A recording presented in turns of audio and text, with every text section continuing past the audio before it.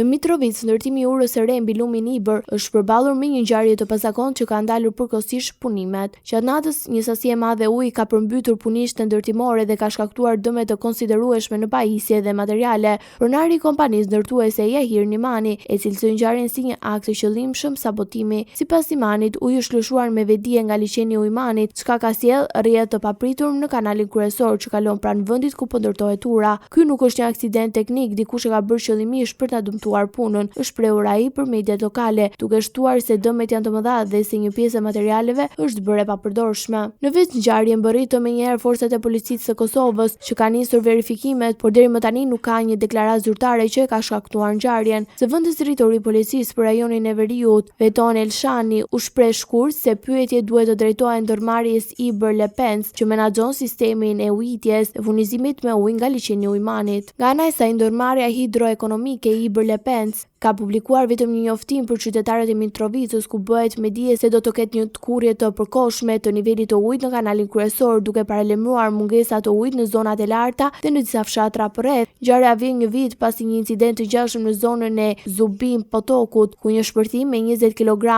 lëndë eksplozive dëmtoi rënd kanalin e ujit të Ibër Lepensit. Aso kohë autoritetet kosovare konsideruan si një akt sabotimi ndaj infrastrukturës kritike, duke vajsuar Serbinë për sulmin e cilësuar terrorist, akuzë që Beogradi e mohoi. Ndërkohë, organet hetimore po përpiqen të zbardhin nëse përmbytja e punishtes së urës e Ibrit ka qenë rezultati në një defekti teknik, apo siç pretendoi pronari një veprim i qëllimshëm që rrezikoi një nga projektet më të rëndësishme infrastrukturore në veri të Kosovës.